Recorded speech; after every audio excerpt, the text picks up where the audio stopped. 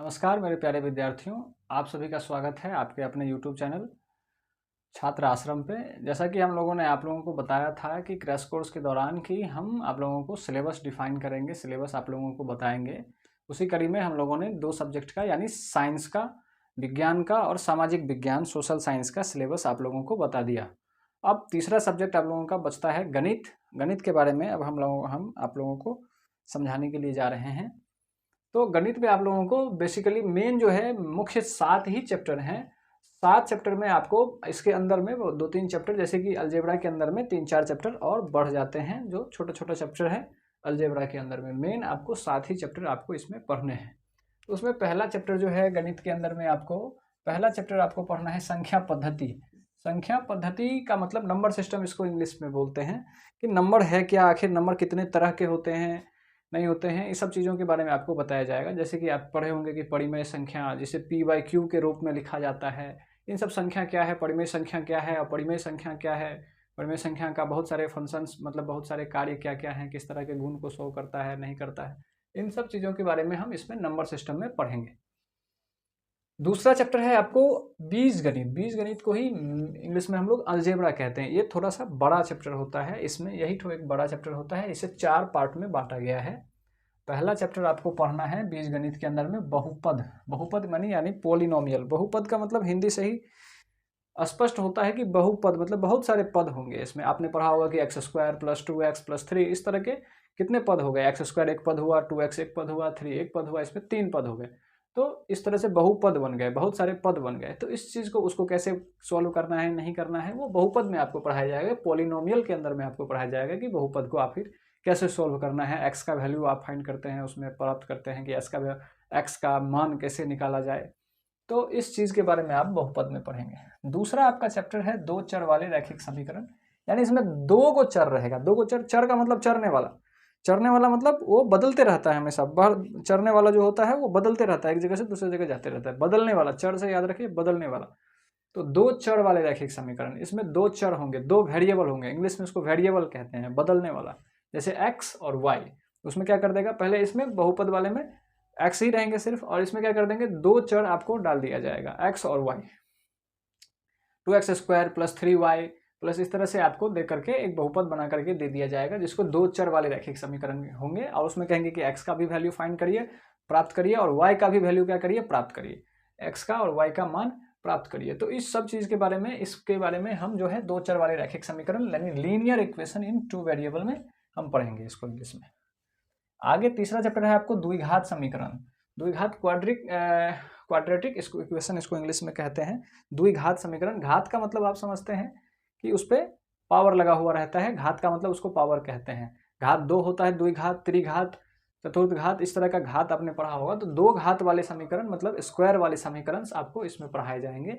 जैसे x² लगा हुआ है, इस तरह के समीकरण जो होते हैं उसको द्विघात समीकरण के अंदर में आपको पढ़ाया जाएगा। घात का मतलब है पावर और द्वि का मतलब है 2, इसको आप पढ़े होंगे। अगला है समांतर श्रेणी।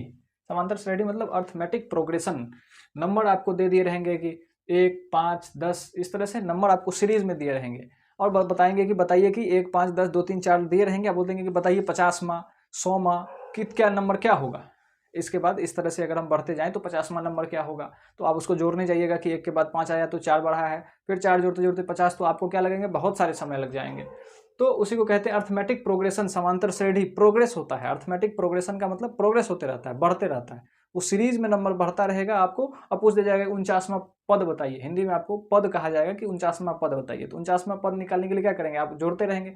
जोड़ते रहेंगे तो आप बहुत सारा समय लग जाएगा आपको।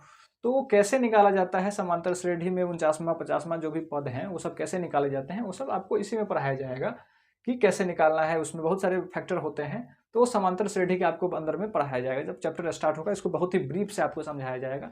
कोई दिक्कत नहीं रहने वाला है। आप चुटकियों में जो है सवाल ऐसे सॉल्व करेंगे। इस तरह से आपको समझाया जाएगा कैसे निकाला जाता है इस चीज़ को।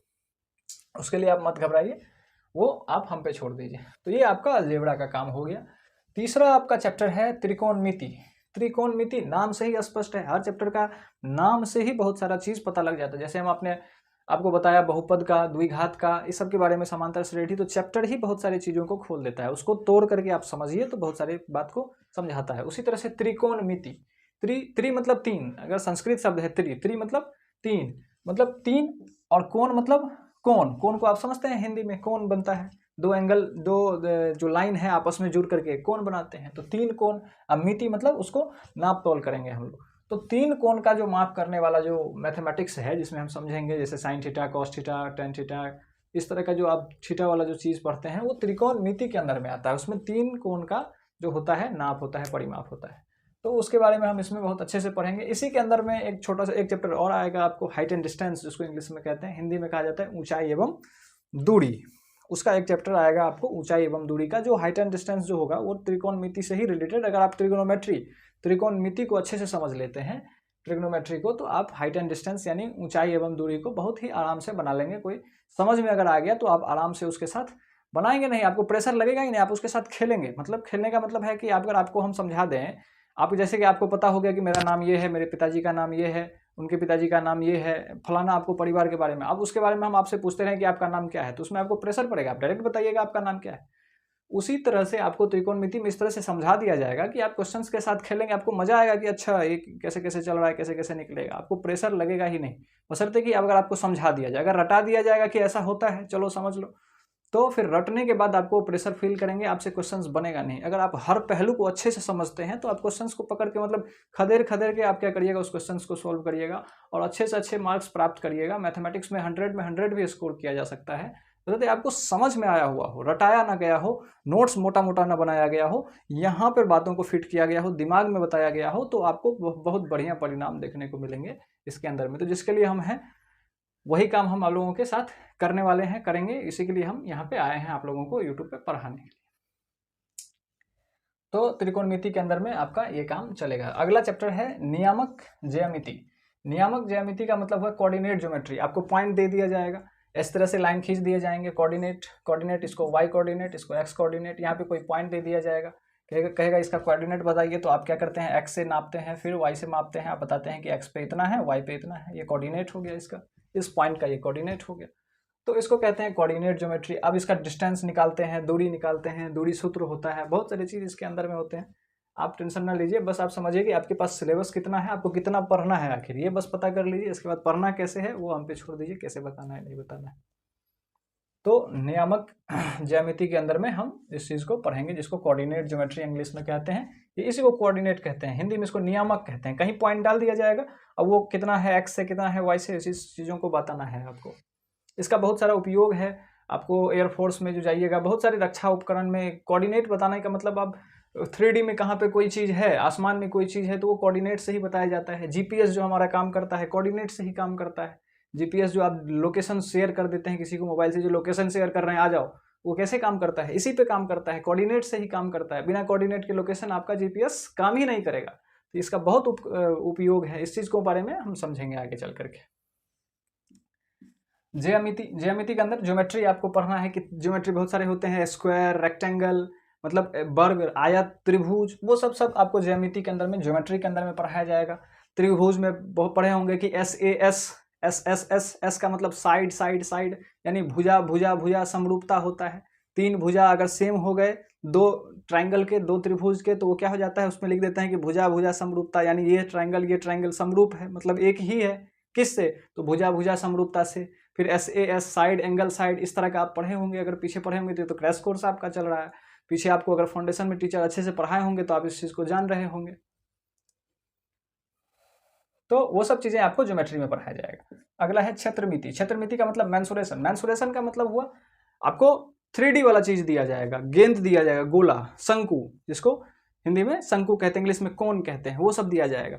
एरिया निकालने के लिए दिया जाएगा, एक सिलेंडर दे दिया जाएगा, गोल सिलेंडर, कहेगा सिलेंडर का आयतन इतना है, आयतन मतलब वॉल्यूम इतना है, उसमें इतना आयतन का हम गेंद घुसा दिए, अब बताओ कितना खाली जगह बचा, खाली कितना आयतन बचा हुआ है एक बेलन में, तो उस बेलन में मतलब इतना, एक सिलेंडर था उसमें हम इतना आयतन का गेंद घुसा दिए, अब कितना आयतन बचा, तो क्या करेंगे, दोनों का आयतन निकालेंगे, सिलेंडर का आयतन निकालेंगे यानी बेलन का, फिर हम उस गेंद का निकालेंगे, उस स्फेयर का निकालेंगे, गोला का, और दोनों का आयतन निकाल करके घटा देंगे तो बता देंगे कि इतना बचा होगा उसके अंदर में। ये सब खेला करना है, बस समझ लेना है और खेल करते रहना है, मतलब बस आपको चुटकियों में सवाल सोल्व करना है, दिमाग पे एकदम आपको लगेगा ही नहीं कि हम मैथमेटिक्स बना रहे हैं, आपको लगेगा मजा आ रहा है बनाने में, और क्वेश्चन आए और क्वेश्चन, जैसे एनसीईआरटी एकदम छोटा लगेगा, और हु बहु जो क्वेश्चन है एनसीईआरटी से हु बहु क्वेश्चन आपके एग्जामिनेशन में मिल जाएंगे, हु बहु से बाहर तो जाना ही नहीं है। इसीलिए हम सिलेबस डिफाइन करते हैं कि आपको कहाँ कहाँ से क्या क्या पढ़ना है, किस किताब से पढ़ना है, क्योंकि जितने पीछे हमारा अनुभव है उस हिसाब से हम आपको बता रहे हैं कि एकदम हु बहु क्वेश्चन आपको लड़ा दिए जाएंगे, समझा दिए जाएंगे, एकदम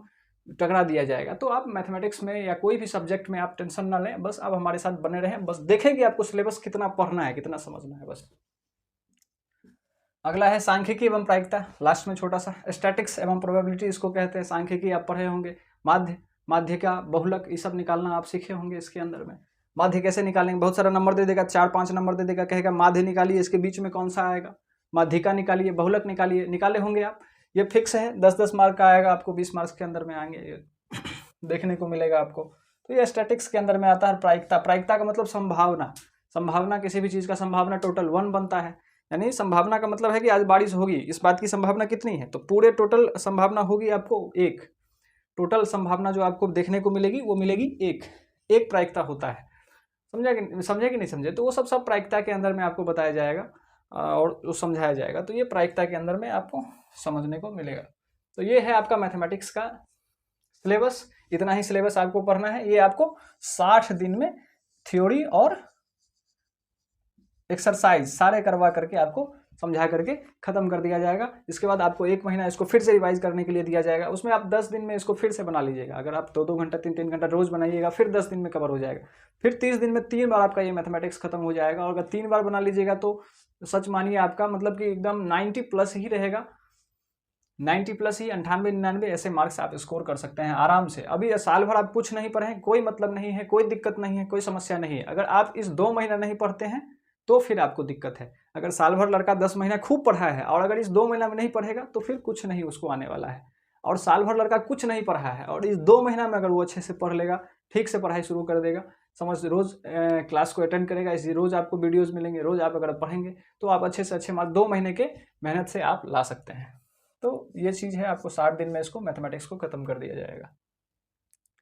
इसी सिलेबस के साथ हम अपने लेक्चर को यहीं पे एंड करते हैं। आप सभी लोगों को बहुत बहुत धन्यवाद।